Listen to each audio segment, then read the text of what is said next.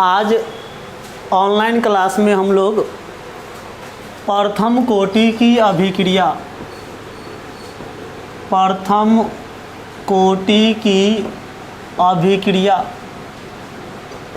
इसके बारे में पढ़ेंगे। First order of reaction. तो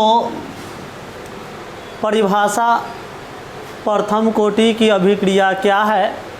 तो प्रथम कोटि की अभिक्रिया का परिभाषा ऐसे आप दे सकते हो कि वेग व्यंजक या वेग समीकरण में प्रयुक्त सांद्रण पदों के घातों का योगफल। वेग व्यंजक या वेग समीकरण में प्रयुक्त सांद्रण पदों के घातों का योगफल 1 हो तो इसे प्रथम कोटि की अभिक्रिया कहते हैं। मीनिंग dx बाई dt या dr बाई dt बराबर -k into a into b अथवा पावर 1। तो इसकी कोटि 1। मीनिंग ये कि वेग व्यंजक या वेग समीकरण में प्रयुक्त सांद्रण पदों का घातों का योगफल। वेग व्यंजक या वेग समीकरण में प्रयुक्त सांद्रण पदों के घातों का योगफल 1 हो तो इसे प्रथम कोटि की अभिक्रिया कहते हैं। इसके लिए सर वेग व्यंजक, तो इसके लिए वेग व्यंजक या वेग समीकरण, तो सर देखिए R अभिकारक हो, P प्रतिफल हो और प्रारंभ में R का मात्रा या सांद्रण A और अभिक्रिया प्रारंभ नहीं हुआ है तो प्रतिफल का मात्रा या सांद्रण 0। T समय बाद यदि प्रतिफल x बन जाता हो सर तो ये बचेगा a माइनस x। तो सर वेग समीकरण से क्या लिखेंगे हम लोग? dx बाई dt या dr बाई dt बराबर -k इंटू -x का पावर 1। dx बाई dt या dr बाई dt बराबर -k इंटू -x का पावर 1। पावर 1 क्यों? तो प्रथम कोटि की अभिक्रिया है इसलिए पावर 1। इसी को हम लोग सर लिख सकते हैं dx बाई dt बराबर -k इंटू -x का पावर 1। dt को समीकरण के उधर ले जाओगे सर तो -k into -x into dt, या इसी को लिख सकते हो 1/a माइनस x। 1 ना भी दो तो चलेगा सर, कुछ नहीं है, पावर मतलब पावर 1 है। dx बराबर -k इंटू dt समीकरण 1। समीकरण 1 को अवकलित वेग समीकरण या वेग व्यंजक का अवकलित रूप, अवकलित वेग समीकरण या वेग व्यंजक का अवकलित रूप कहते हैं। दोनों ओर समाकलन करने पर क्या होगा? तो 1 माइनस dx बराबर -k इंटू dt, या 1/x dx, तो आप यूज करते हैं log x, हम यहाँ यूज करेंगे ln a माइनस एक्स। क्यों?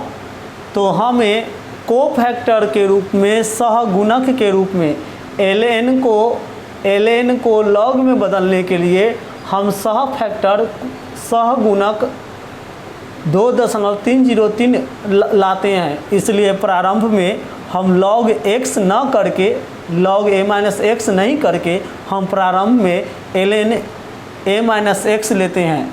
और यहाँ देखिए x के एंगल में माइनस है तो हमें माइनस बाहर निकलना होगा।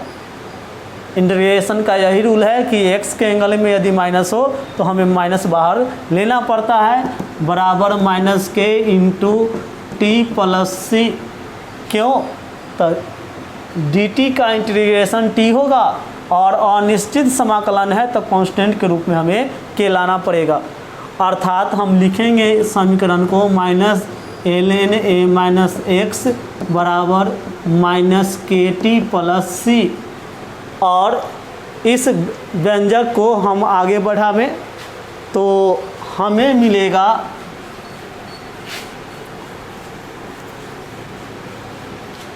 मिलेगा हाँ सर, इसमें हमें c का मान निकालना पड़ेगा। तो हम x बराबर 0 और t बराबर 0। क्यों? तो जब अभिक्रिया प्रारंभ न हुआ हो उस अवस्था के लिए x बराबर 0 तो t बराबर 0। समीकरण इसको 2 मान लीजिए, 2 में डालने पर क्या हो जाएगा आपका व्यंजक? तो माइनस ln a माइनस 0 बराबर माइनस के इंटू 0 प्लस सी, या c बराबर माइनस ln a। इस मान को समीकरण 2 में रखने पर समीकरण क्या हो जाएगा? Minus ln a minus X बराबर minus K T plus c के बदले minus ln a, meaning minus ln a minus X बराबर minus K T minus ln a। ln a को इधर लाइएगा तो प्लस हो जाएगा, तो प्लस ln a ये पद minus ln a minus X बराबर माइनस के टी। फिर से व्यंजक समझिए शुरू से।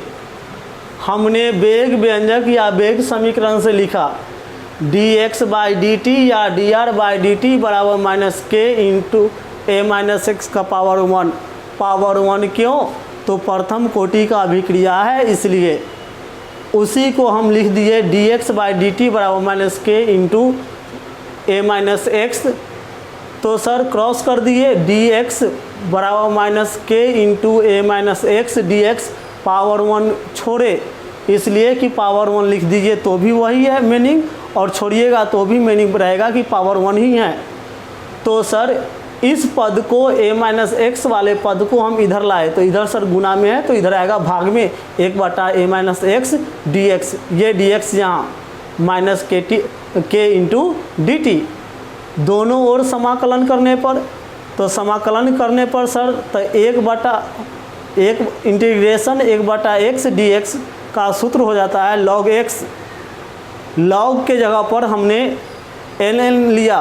क्यों? तो हमें आगे सहगुणक 2.303 की ज़रूरत है, तो हमने डायरेक्ट log न लेकर के उसका बड़ा रूप ln लिया, और x के जगह हमारे पास a माइनस एक्स है तो हमने ln a माइनस एक्स किया, और x के एंगल में माइनस है। यहाँ ध्यान दीजिए हर कोई, x के एंगल में माइनस है, x के एंगल में माइनस है तो इंटीग्रेशन का नियम कहता है कि बाहर हमें माइनस लेना पड़ेगा, और इधर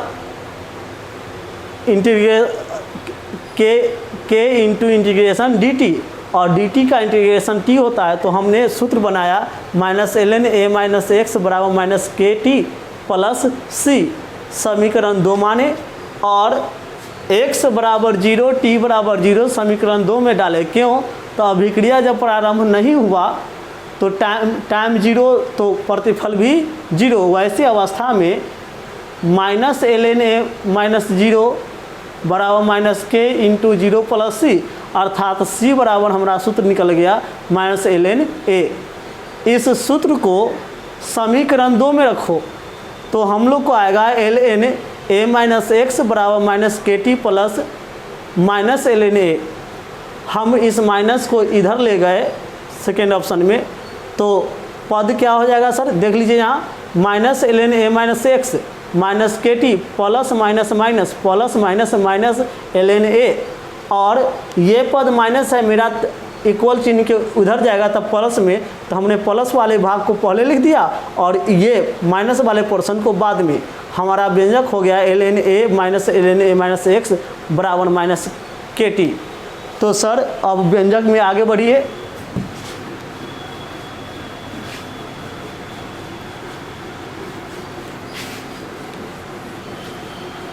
हम लोग का व्यंजक हुआ कि minus L N A minus L N A minus X बराबर क्या? Minus K T. हम इसको लॉग एम बटा एन तो लॉग एम माइनस एन पद पे ले जाएं तो एल एन ए बटा ए माइनस एक्स हो जाएगा।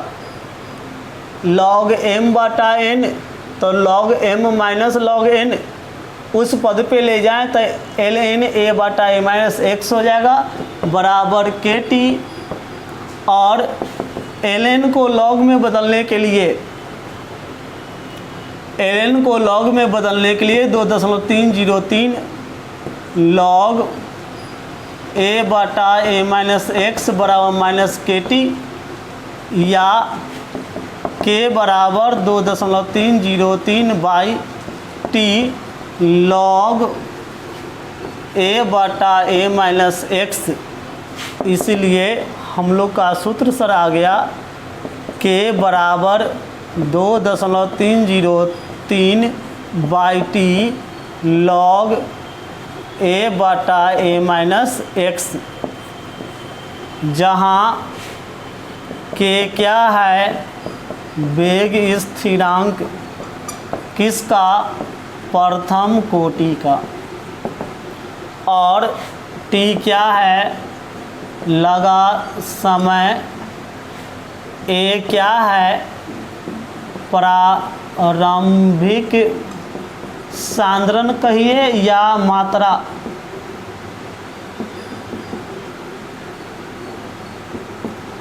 और ए माइनस एक्स अंतिम सांद्रण या मात्रा। इस तरह प्रथम कोटि का व्यंजक माइनस का साइन छोड़ दिया गया, इसलिए कि हम शुरू में माइनस चिन्ह का मीनिंग लेते हैं अभिकारक का संकेत, और माइनस छूट जाए कोई फर्क नहीं पड़ता है, तो इसलिए माइनस छोड़ दिया गया। हाँ, यहाँ वाले माइनस का अहमियत था, उसका कैलकुलेशन में डिटेल्स हुआ। के साथ जो माइनस है उस माइनस का मीनिंग होता है अभिकारक का घोतक, अभिकारक का संकेत, कि वेग व्यंजक या वेग समीकरण हम अभिकारक से लिए। माइनस के साथ माइनस रखने का मतलब है कि हम वेग व्यंजक या वेग समीकरण अभिकारक से ले रहे हैं, इसलिए उस माइनस को मेन सूत्र में छोड़ देने से कोई फर्क नहीं पड़ता। और इस तरह हम लोग का व्यंजक के बराबर 2.303 बटा टी लॉग ए बटा ए माइनस एक्स निकल गया। अब आप चाहोगे सर तो इस पर आंकिकी भी बनेगा। चौथा अध्याय में आंकिकी का सारा खेल यही सूत्र खेलने वाला है हम लोग के साथ, और इसका जो अर्ध आयु का सूत्र अब हम लोग निकालेंगे वो यही दो फार्मूला इस अध्याय के लिए न्यूमेरिकल बनवाता है, एग्ज़ाम के लिए में भी और आपके नॉलेज के लिए भी। पहले इस के का इकाई देख लीजिए, के की इकाई तो सर के बराबर आपको मिल गया है 2.303 by T log A by A minus x. ये अंक है, अंक का कोई इकाई नहीं होगा। टी तो समय सेकेंड लॉग ए तो सर मोल लीटर इन्वर्स, और ए माइनस एक्स तो भी मोल लीटर इन्वर्स। क्यों? तो आप यहाँ देखो, प्रारंभिक सांद्रण और अंतिम सांद्रण, प्रारंभिक सांद्रण और अंतिम सांद्रण मतलब सांद्रण है, सांद्रण की इकाई मोल लीटर इन्वर्स, नीचे भी सांद्रण ही है, सांद्रण की इकाई मोल लीटर इन्वर्स। मीनिंग हमें मिलेगा सेकेंड इन्वर्स, मीनिंग समय इन्वर्स, सेकेंड इन्वर्स मीनिंग समय इन्वर्स। मीनिंग सेकेंड इन्वर्स भी कह सकते हैं, मिनट इन्वर्स भी कह सकते हैं, दिन इन्वर्स भी कह सकते हैं, महीना या साल इन्वर्स भी कह सकते हैं। मतलब प्रथम कोटि की अभिक्रिया के लिए वेग स्थिरांक के की इकाई, प्रथम कोटि की अभिक्रिया के लिए वेग स्थिरांक के की इकाई हमें मिलेगा सेकेंड इन्वर्स। तो अब हम लोग टॉपिक बदलते हैं, और टॉपिक बदल करके हम लोग देखेंगे अर्ध आयु का व्यंजक। प्रथम कोटि की अभिक्रिया के लिए अर्ध आयु का व्यंजक।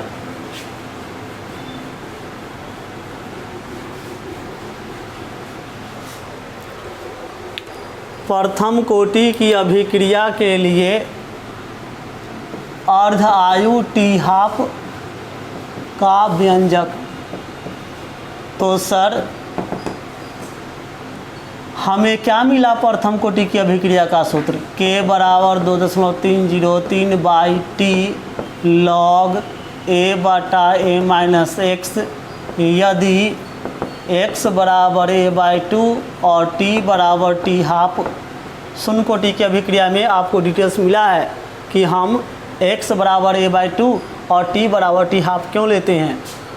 अभिक्रिया को आधी पूर्ण होने में लगा समय, तो यदि 10 किलो अभिक्रिया में हम अभिकारक लें तो 10 किलो से 5 किलो होने में, मतलब x बराबर प्रारंभ का आधा, इसलिए हमने क्या किया a बटा 2, और आधा होने में टाइम भी आधा लगेगा तो t बराबर टी हाफ। मीनिंग ये कि 10 किलो कोई पदार्थ अभिक्रिया में लिए, अभिक्रिया पूरा ख़त्म होने में जितना समय लगेगा उसका आधा समय हमें टी हाफ में चाहिए, तो वही समय का टी हाफ।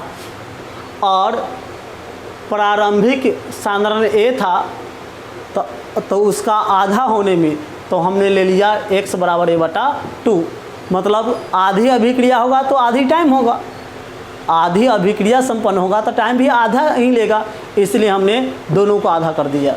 अब इसे डालिए समीकरण में, तो k बराबर हमें मिलेगा 2.303 बाई टी 0.5 ये लॉग ए माइनस ए बटा 2। तो हम लिखेंगे 2.303 by T half log 2a minus A by 2, meaning 2.303 by T half log a into 2 बटा ए। क्यों? तो यहाँ देखिए 2a माइनस ए बटा 2 आएगा तो a बटा 2 बचेगा, पलट दीजिए उसको, तो हमें मिलेगा 2.303 बाई टी हाफ लॉग 2। आप सबको ऑफलाइन क्लास में लॉग का मान देखना हम बता चुके थे। दोनों बैच, गर्ल्स और बॉयज दोनों बैच में हमसे बोला गया, थोड़ा ही दिन क्लास चला ऑफलाइन बीच में, और आप लोगों ने हमसे जिद किया कि सर तीसरे अध्याय में भी लॉग और एंटी लॉग में दिक्कत हो रहा है और आगे भी ज़रूरत पड़ेगा। तो हमने आपका एक और दो दिन का क्लास में, सर एक दिन में तो आप समझे ही नहीं थे, 2 दिन के क्लास लेकर के हमने लॉग और एंटी लॉग लेना बता दिया है। और देख लीजिए कि फिर लॉग की ज़रूरत हमको पड़ेगा। यहाँ भी सूत्र में जब इस सूत्र का इस्तेमाल कीजिएगा, आंगिकी के लिए जब जब इस सूत्र का इस्तेमाल कीजिएगा तो भी हम आपको लॉग की ज़रूरत पड़ेगा। और देखिए व्यंजक में भी log 2 का ज़रूरत पड़ गया। याद कीजिए log 2 का वैल्यू हम बताए थे कि इकाई अंक का लॉग देखना हो तो लॉग लिस्ट में दहाई अंक लेकर के 0 देखते हैं, 2 दहा 20 और 20 का 0, तो आपका वैल्यू आता है 3010। मीनिंग ये कि 0.693 बटा टी 0.5।